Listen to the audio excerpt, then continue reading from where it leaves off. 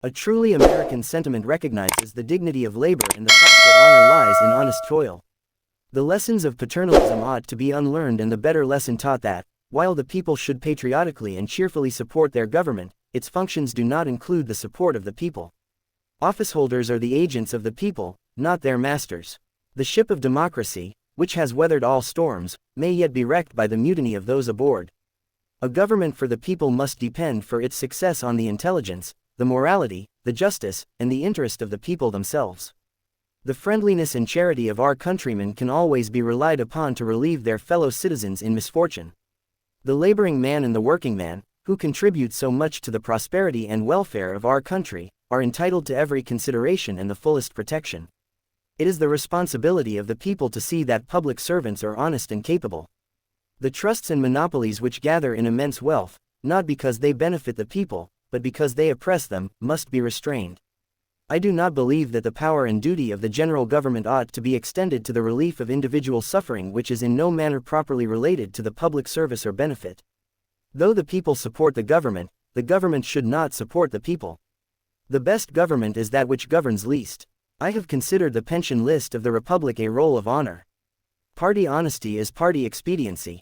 It is a condition which confronts us, not a theory. I am not unmindful of the fact that the laboring classes constitute the main part of our population and that they bear in great measure the burdens of taxation and government. I can find no warrant for such an appropriation in the Constitution. It is the duty of those serving the people in public office to care for their interests with the same diligence and fidelity that an honest man would devote to the management of his private concerns. The dangers of a concentration of all power in the general government of a confederacy so vast as ours are too obvious to be disregarded. This is a time for plain speaking and for practical, intelligent action. These are days of great perplexity and trial. The pressure of necessity is upon us. The lessons of the past should teach us wisdom. The people demand reforms which shall correct the evils and abuses of government. The public treasury is not a private fund for politicians. I am only desirous to see that the expenditures of the government shall be limited to the necessary and proper objects of a stable and well-regulated administration. The virtue and intelligence of the people are the best security against the dangers of arbitrary power. The principles of government should be so fixed that every citizen may feel that the burden of taxation rests equally and justly upon all. It is the responsibility of government to maintain law and order, to protect the citizen in his rights, and to see that the laws are faithfully executed. The independence of the executive is essential to the proper administration of government. It is the duty of every patriotic citizen to aid in the enforcement of the law. The public officials are the servants and not the masters of the people. The government should be conducted on business principles. The power of the government should not be used to enrich the few at the expense of the many. Those who manage the affairs of government should be held to the strictest accountability. The measure of the success of a government should be its ability to protect the weak, maintain justice, and promote the welfare of the people. The people should not be deceived by those who seek office for personal gain. The principles of the Constitution should not be perverted to serve the interests of any class or section. Every citizen should feel a personal interest in the welfare of the nation. The prosperity of the country depends upon the intelligence, virtue, and patriotism of its people. The interests of the people should be paramount to the interests of any political party. The government should be an instrument for the service of the people, not a means for personal enrichment.